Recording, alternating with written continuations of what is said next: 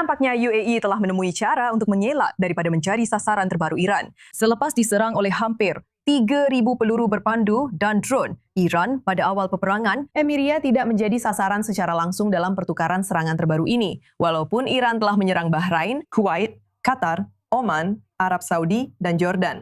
Di sebalik tabir, Abu Dhabi dilaporkan secara berhati-hati sedang membuka semula saluran diplomatik dan ekonomi dengan Tehran. Sementara UAE juga sedang memperkukuhkan pertahanannya bersama Israel dan Amerika Syarikat. Memang sukar cara Emiria Arab Bersatu mengimbangi keadaan ini. Kembali di studio, saya masih bersama Malik dan Yakov. Malik, bagaimana UAE membina semula hubungan dengan Tehran sambil masih merapatkan diri dengan Israel, semakin rapat dengan Amerika Syarikat, dan juga menghebahkan hubungan rapat itu? Bagaimana mereka menyeimbangkan keadaan yang begitu rumit ini? Baiklah, maksud saya, selepas 5 bulan perang ini, Emiriah memahami bahawa mereka perlu berurusan dengan Iran dengan satu cara atau cara lain kerana mereka telah melihat bahawa orang Israel dan Amerika, dan pada dasarnya Amerika yang menghentikan perang ini dan memilih untuk berunding. Sedangkan Iran masih mempunyai peluru berpandu, masih mempunyai drone mereka, dan mereka memerlukan kehidupan di Dubai kembali seperti biasa, di mana ahli perniagaan dan eksekutif dan sudah tentu pempengaruh dari seluruh rantau datang ke Dubai dan menjayakannya, menjadikannya hub perniagaan yang mereka inginkan. Dan mereka telah membayangkannya selama beberapa dekad. Inilah perkara yang mendorong mereka sekarang untuk memulakan semula perbincangan ini dengan Iran, dengan hubungan ini secara umum, bukan sekedar perbincangan. Kerana kita lihat feri-feri sudah pun berulang alik dari pelabuhan Dubai ke Iran, menghantar barang dan orang ke Iran. 20,000 orang yang telah diusir dari Dubai pada beberapa minggu pertama perang sebagai hukuman kepada Iran telah dikembalikan. Sebenarnya, kita bercakap tentang pekerja. Kita bercakap tentang orang yang memberi manfaat kepada rejim Iran. Kini telah kembali ke UAE. Dan menurut seorang eksekutif Emiriah yang berkata hari ini, bahawa perang ini membuka mata semua orang. Pendirian keras adalah fasa pertama perang. Kemudian, kami menunjukkan sikap pragmatik. Kami tidak berpegang pada keputusan. Kami menyesuaikan diri. Inilah yang dia katakan. Dalam kata lain, dia hanya cuba untuk membenarkan kenapa selepas begitu banyak peluru berpandu, 500-600 peluru berpandu, saya rasa telah dilancarkan ke UAE dari jiran mereka. Mereka kini sedang memulihkan semula hubungan ini. Ini sudah tentu sangat mengecewakan bagi ramai rakyat Israel dan Amerika. Tetapi kita juga perlu meletakkan diri kita di tempat warga Emiria Arab Bersatu, di mana mereka mengatakan bahawa orang Amerika tidak meneruskan, mereka tidak, anda tahu, menyelesaikan tugas itu, katakanlah, di satu pihak, dan mereka meninggalkan rantau ini untuk berdepan dengan Iran ini, dengan rejim IRGC yang kini berkuasa. Satu perkembangan yang sangat menarik, seperti yang anda katakan, memandangkan UAE telah terjejas lebih teruk berbanding yang lain. Negara lebih daripada ini. Israel. Tepat sekali. Daripada Israel semasa kemuncak perang ini. Yakov, sejak 40 hari perang ini berakhir, pelbagai laporan menunjukkan bahawa UAE sebenarnya telah membalas serangan secara langsung ke atas Iran.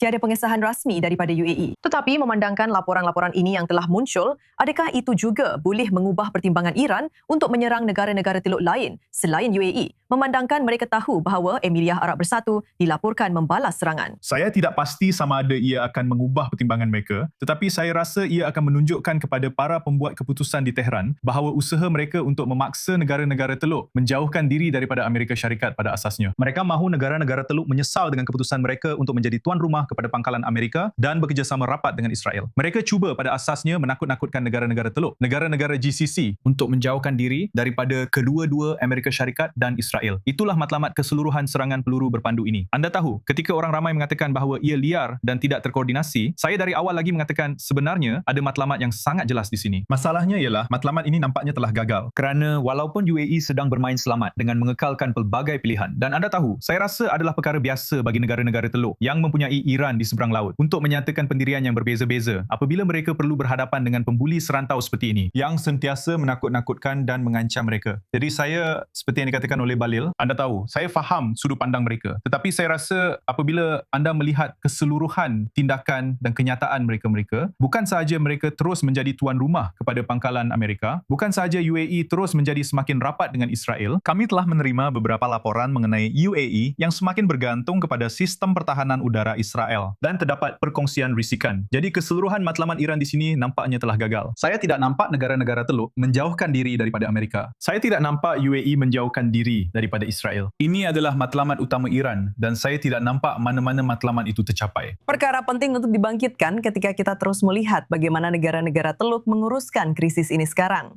Kawalan ke atas Selat Hormuz masih kekal sebagai salah satu pertikaian utama. Oman dilaporkan telah menghantar cadangan kepada Iran untuk satu mekanisme bersama bagi menguruskan Hormuz dengan bayaran sukarela. Dengan cara ini, Iran tidak akan mempunyai kawalan tunggal ke atas laluan air tersebut. Cadangan ini adalah berdasarkan Selat Melaka antara Semenanjung Melayu dan Pulau Sumatera di Indonesia. Kapal-kapal yang menggunakan selat itu secara sukarela memberi wang untuk membiayai navigasi, perlindungan alam sekitar, dan operasi mencari dan menyelamat. Tiada kenyataan rasmi daripada pihak Oman. Tetapi Menteri Luar Iran Abbas Araghchi berkata, beliau telah mengadakan panggilan berasingan pada hari Isnin dengan rakan sejawatnya di Oman dan Arab Saudi.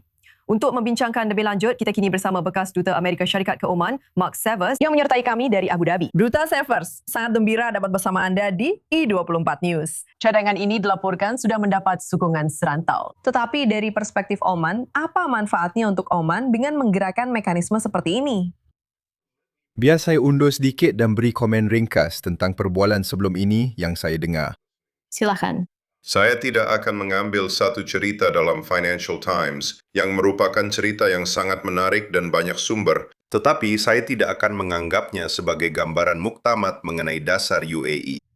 Terdapat perbezaan sudah tentu antara Dubai yang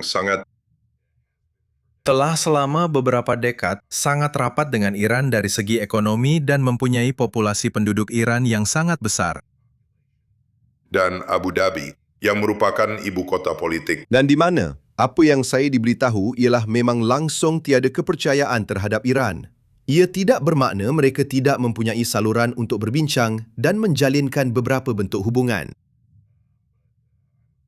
Tetapi saya agak ragu-ragu tentang sejauh mana penyesuaian dalam dasar Emiria. Itu membawa saya kepada isu Oman. Lihat, pihak Oman dan Iran telah berbincang mengenai pengurusan bersama Selat Hormuz hampir sejak awal konflik lagi. Saya rasa ia sudah berlaku sekitar pertengahan Mac apabila delegasi Oman yang pertama pergi ke Tehran untuk membincangkan perkara ini. Pihak Oman telah mengemukakan idea yang agak serupa kira-kira seminggu yang lalu dan kemudian mereka diserang oleh peluru berpandu balistik. Sangat dekat dengan sempadan Emiria di Semenanjung Musandam, iaitu kawasan wilayah Oman yang bersempadan dengan Selat Hormuz.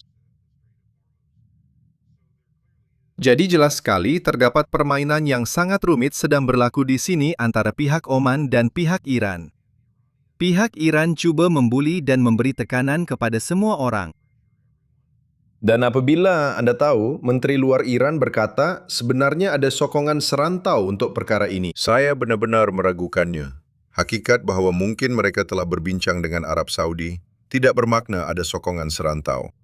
Isu asas di sini ialah tiada siapa yang mahu Iran mengawal Selat Hormuz apabila semua ini berakhir. Dan tiada siapa yang mahu membenarkan mereka mengenakan tol, yang mana mereka terus bertegas bahawa mereka berhak melakukannya. Jadi perkara utama ialah Iran tidak akan mempunyai kawalan sepenuhnya ke atas laluan air itu. Tetapi di bawah cadangan ini, ia menyatakan bahawa ia akan diuruskan oleh negara-negara Teluk, khususnya Oman dan Iran. Tetapi siapa yang tahu apa yang berlaku di sebalik tabir? Bahawa Iran menekan atau membuli negara-negara ini supaya Iran tetap mempunyai kawalan penuh, walaupun perkara itu tidak semestinya dinyatakan di atas kertas. Inilah sebenarnya yang menyebabkan kegagalan MOU itu. Amerika Syarikat menyangka kita sudah ada, Presiden Trump menyangka kita sudah ada persetujuan dengan Iran bahawa mereka tidak akan menembak kapal-kapal di selat itu dan ia akan dibuka. Orang Oman, orang Iran pula mempunyai tafsiran mereka sendiri, iaitu MOU itu memberi mereka mandat untuk mengawal selat tersebut. Dan memang ada beberapa teks dalam dokumen itu yang menyokong pandangan tersebut. Saya rasa ia tidak dirundingkan dengan baik. Dan apabila mereka melihat tentera laut AS mengiringi kapal-kapal melalui perairan Oman, mereka mula menembak ke arah kapal-kapal tersebut. Dan itulah yang menyebabkan Trump beberapa minggu lalu memulakan pengeboman semula. Jadi saya percaya Iran tidak boleh dipercayai. Saya rasa itu adalah pandangan. Saya tidak tahu. Sudah tentu tentera AS. Saya rasa pentadbiran AS mungkin agak berbelah bahagi mengenai perkara ini. Dan saya rasa itu juga adalah pandangan majoriti di Teluk. Jadi jaminan apa yang akan dicari oleh negara-negara Teluk dan juga Amerika Syarikat untuk memastikan perkara ini tidak berakhir seperti MOU sebelum ini? Secara pribadi, saya rasa kita perlu terus melemahkan keupayaan Iran untuk menyerang kapal dagang. Itulah fokus utama pengeboman sepanjang 2 minggu lepas dan kemudian ia terhenti. Dan saya rasa itulah jalan yang patut diambil. Teruskan perkara itu. Lemahkan mereka sebanyak mungkin. Dan apabila mereka sedar bahawa mereka tidak boleh menjalankan operasi seperti ini, maka mereka mungkin akan lebih rasional dalam cuba membuat perjanjian. Itu pendapat saya. Betul, Duta Mark Severs, kami gembira anda bersama kami dan dapat mendengar pandangan anda tentang apa yang sedang berlaku di dalam dan sekitar Selat Hormuz. Terima kasih kerana bersama kami di i24 News. Sama-sama.